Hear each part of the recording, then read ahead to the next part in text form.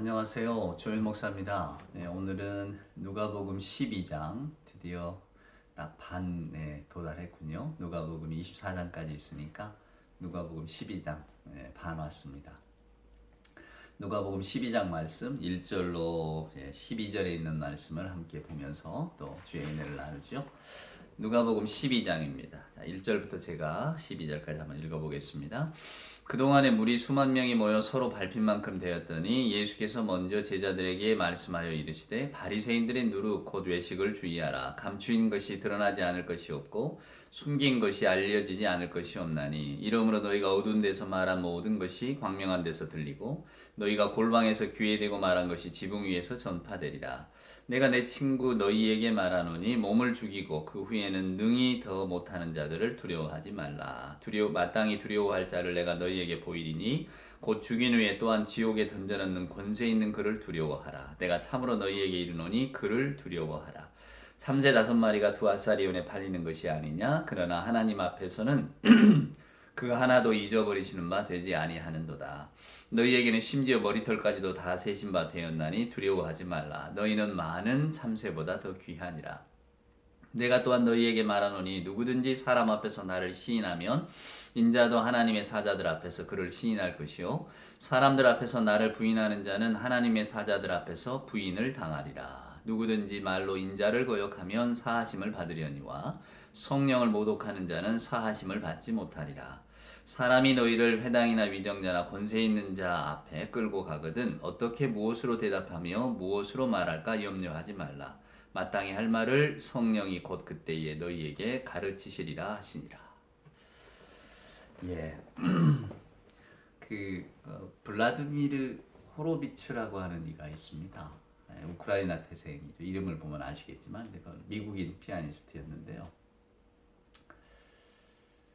피아노를 좋아하는 분이라면 이분을 잊지 못하겠죠. 20세기 최고의 피아노 연주자, 피아노의 황제라고 하는 별명도 가질 정도로 토스카닌이라고 하는 그 유명한 지휘자가 그 연주에 반해서 사이사마 때잖아요. 딸하고. 하여간 유명한. 그 우리나라에도 그 호로비츠를 위하여라고 하는 영화도 있었습니다. 하여간 이 호로비츠가 너무 유명한 사람인데 얼마나 그러니까 피아노를 치는 사람은 그 사람 연주를 들으면 나는 더 이상 연주 안 하겠다 뭐 그랬대잖아요. 얼마나 물론 천재적인 재능도 있었지만 연습 벌레였겠어요. 근데 그분이 이런 말을 했답니다. 나는 하루에 2시간 이상은 연습 안 한다. 하루에 2시간 이상 연습한다. 이럴 것 같았는데 하루에 2시간 이상 연습 안 한다. 왜냐? 너무 그냥 습관적이 될까 봐. 설레는 마음이 없을까 봐. 유튜브 이렇게 저도 누가복음 이렇게 설교를 하면서 항상 그 마음이 있습니다. 설레야 되는데 내가 설레야 듣는 분도 설레는데 하나님의 말씀을 전한다는 것 자체가 일종의 설렘이거든요. 기쁘고 여러분도 그런 마음으로 전하는 저나 듣는 여러분이나 그런 마음으로 만나면 얼마나 좋을까. 그러면 감동이 배가 되겠죠. 오늘 또 설레는 마음으로 저도 호로베츠를 닮아서 하루에 하나 이상은 안 찍으려고 합니다. 일주일에 2개 이상은 안 찍어야 된다고 해야 되나요? 네, 하여간 우리가 늘 이런 영상을 대할 때마다 서로 설렘을 갖고 만날 수 있기를 소망합니다. 오늘 말씀은 이제 예수님께서 누가복음 11장에서 이제 서기관들, 율법사들 당시에 어쩌면 백성들로부터 존중과 또 어쩌면 지도자 위치에 있는 사람들을 막 나무래셨잖아요. 저는 그 나무람이 결국 우리한테 나무라시는 거다 이제 이런 말씀으로 받자고 지난 시간에도 말씀을 드렸는데 그 이후로 지금 이제 예수께서 어차피 누가복음뿐만이 아니라 모든 복음서는 예수님이 공생애를 시작하시고 그 다음에 예루살렘의 십자가를 향해 걸어가시는 그 여정입니다. 지금 이 누가복음 12장도 이제 예수님이 계속 예루살렘으로 향하고 계세요. 예루살렘에 뭐가 기다리고 있습니까? 십자가 죽음이 기다리고 있어요. 그러니까 갈수록 비장해지는 거죠. 한 장 한 장 지날 때마다. 오늘 이 누가복음 12장은 결국은 두려움에 관한 문제입니다. 오늘 예수님께서 우리에게 들려주시는 가장 중요한 이야기는 당신은 누구를 두려워하느냐 하는 겁니다. 우리가 인간을 두려워하는가 하나님을 두려워하는가. 물론 결론은 당연히 하나님을 두려워하라는 거죠. 오늘 주님의 말씀 가운데 누구를 너희가 두려워해야 될 줄 내가 가르쳐 주겠다. 그냥 육신을 죽일 수 있을 뿐 그런 것들은 두려워하지 말아라. 그러나 내 영혼을 지옥불에 던져넣을 그 일을 두려워할 줄 알아야 된다. 지금 무슨 말입니까? 큰 하나님을 무시하지 말라는 거죠. 큰 하나님을 잊어버리지 말고 살라. 그래서 이 말씀이 굉장히 좀 저나 여러분에게 주시는 어떤 경고의 메시지가 크게 다가오는 거죠.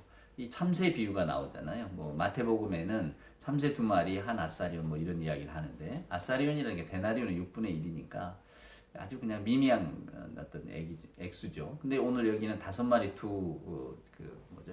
아사리온이니까 똑같은 말이죠. 예, 그러니까 무슨 이야기냐면 그때 당시에 가장 흔하고 가장 가난한 사람들의 먹을거리였던 참새.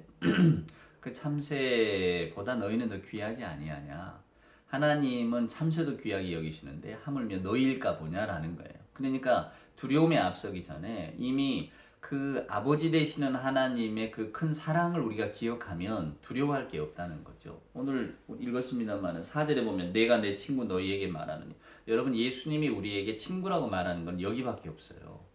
그러니까 누가는 오늘 예수님께서 그냥 마치 우리에게 겁을 주듯이 이야기하는 게 아니고 내가 너를 사랑하는 친구다. 친구 입장에서 내가 진실한 말을 해주마 라고 했을 때에 바로 이 하나님에 대한 심판의 이야기를 들려주는 겁니다. 그러니까 오늘 예수님은 저나 여러분의 어떤 권위자의 모습으로 다가오는 게 아니라 예수 내 친구, 날 버리지 않네. 우리 그런 찬송가도 있잖아요. 친구의 모습으로 다가와서 친구야, 가장 귀한 게 있다. 내가 그걸 가르쳐 주마. 근데 그 가장 귀한 건 뭐냐면 하나님이 네 아버지가 되시고 하나님 우리 아버지가 되시고 그 우리 아버지가 우리를 얼마나 사랑하는 줄 아느냐. 이 아버지는 참새 하나도 귀하게 여기시는 분인데 그 참새 하나도 귀하게 여기는 분이 우리를 왜 귀하게 여기지 않겠느냐. 그러니까 염려 말라는 거예요. 그러니까 오늘 저나 여러분의 마음속에 가득 차 있는 두려움과 염려와 불안 이런 것들을 하나님을 생각하면서 내려놓으라는 겁니다. 좋으신 아버지, 전능하신 아버지, 그 놀라운 능력의 아버지가 저나 여러분의 모든 영생을 책임지실 아버지가 기다리고 계신다. 근데 그 아버지를 생각하면 이 두려움이 없어질 것이다. 이렇게 이제 우리에게 말하는 거죠. 제가 언젠가 제주도 해녀 이야기 해드렸나요? 제주도 해녀들에게는 자기만이 가는 바다 속이 있답니다. 일종의 보물창고죠. 그러니까 무슨 경조사가 나거나 뭐가 있을 때는 두려워하지 않는데요. 왜냐하면 그 비밀 창고를 가서 따오면 되니까. 그러니까 평소에는 거기를 안 가는 거죠. 그래서 심지어는 만약에 어머니의 뒤를 위해서 딸이 물질을 한다고 해도 딸한테도 안 가르쳐 준대요. 이제 마지막에 자기가 하여간 이제 내가 더 못 오겠다 생각하면 그때 가르쳐 준답니다. 그러니까 제주도 해녀들의 그 든든함은 그 바닷속 비밀 창고에 있다는 거죠. 근데 저는 그 이야기를 듣는 순간에 참 마음에 뭔가 이렇게 좀 울림이 컸어요. 맞다. 우리가 하나님 아버지라고 하는 보물창고가 있는데 그걸 생각하면 우리가 두려울 게 없어야지. 마치 세상에 그것 없는 사람들처럼 우리가 살고 있는 것은 아닌가? 그러니까 믿음이라고 하는 것은 어쩌면 다른 말은 어떤 든든함일지도 몰라요. 믿음의 반대는 불안이겠죠. 믿지 않으니까 불안하고 내가 모든 것들을 다 해결해야 된다고 생각하니까 불안하고 또 눈에 보이는 것으로만 모든 걸 판단해야 된다고 하니까 뭔가 내가 지금 손에 쥐지 않으면 불편하고 또 다른 사람들의 평판에 민감하게 되고. 근데 우리는 오늘 주님의 말씀처럼 사람 두려워할 게 아니라 진짜로 두려워할 게 누군가? 바로 하나님을 두려워해야 된다. 여기 보면 여러분 2절에 보면 재밌는 말씀이 나오죠. 감추이는 것이 드러나지 않는 것이 없고 숨긴 것이 알려지지 않을 것이 없나니 이러므로 너희가 어두운 데서 말한 모든 것이 광명한 데서 들리고 너희가 골방에서 귀에 대고 말한 것이 지붕 위에서 전파되리라. 마치 무슨 격언처럼 들려주시는 말씀인데 저나 여러분이 곰곰이 마음에 두고 새겨야 될 말씀입니다. 우리가 하나님을 믿는다고 하는 것은 어쩌면 광명한 세계에 사는 거잖아요. 밝은 세계잖아요. 어두운 데서 사는 게 아니라. 그러니까 우리들의 말이나 행동 모든 것들이 다 하나님 앞에서 환하게 드러난다라는 생각을 하게 될 때에 우리는 뭐 사람 앞에서나 하나님 앞에서나 조금은 더 조심스러운 삶을 살아갈 수가 있겠죠. 오늘 이 본문을 쭉 읽으면서 제가 마음에 꼭 담는 부분은 10절입니다. 누구든지 말로 인자를 거역하면 사하심을 받으려니와 성령을 모독하는 자는 사하심을 받지 못하리라. 제가 군종 목사를 근무할 때인데요. 교회에서 열심히 봉사하고 있는 한 젊은 가족이 저를 찾아와서 이 구절에 관한 질문을 하더라고요. 자기는 성령을 모독하는 죄가 무엇인지가 첫째는 궁금하고 이 구절이 너무 두렵다는 거예요. 자기도 성령을 모독할까봐 그리고 그런 죄를 범할까봐 이게 너무 무섭다는 겁니다. 성령을 거스르는 죄, 뭐 복음서에도 또 나와 있지만 이게 뭘까? 사랑하는 여러분, 무엇 같습니까? 우리가 그저 살아가면서 내가 뭔가 이렇게 성령을 모욕하는 일, 모독하는 일, 이게 도대체 뭘까? 궁금할 수 있겠죠. 결론은 하나입니다. 계신 하나님을 없다고 부정하거나, 사랑하는 여러분, 하나님의 사역들을 폄하하거나, 또 심지어는 하나님의 이름을 빌어서 자기의 욕심을 채우는, 이게 다 성령을 모독하는 거죠.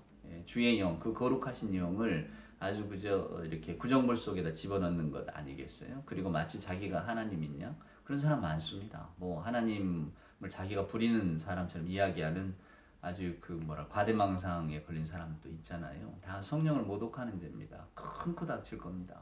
저는 뭐 그들이 사는 동안에 모르겠어요. 그런 과감함을 가지고 혹은 뭐 그렇게 마치 사람들 앞에서 자기가 하나님보다 권위가 높은 사람처럼 이야기하거나 아니면 자기가 하나님을 막 이렇게 움직일 수 있는 것처럼 이야기하는 사랑하는 여러분, 그리고 자기 사욕을 내세우면서도 이건 다 성령이 하는 일이라고 이렇게 거짓을 말하는 사이비인들을 이렇게 보면 우리는 어쩔 수 없죠. 어쩌면 많은 사람들이 또 그 말 때문에 두렵고 아마 그이들 또 이 말씀을 갖다가 잘 써먹을 겁니다. 성령을 거스르는 죄. 내가 지금 주의 성령을 받았는데 내 말을 거역하면 성령을 거역하는 거라고. 성경에 보면 성령 거역하는 거는 너 용서받지 못한다. 이런 식으로 겁을 줄지 몰라요. 예. 우리가 어떻게 하겠습니까?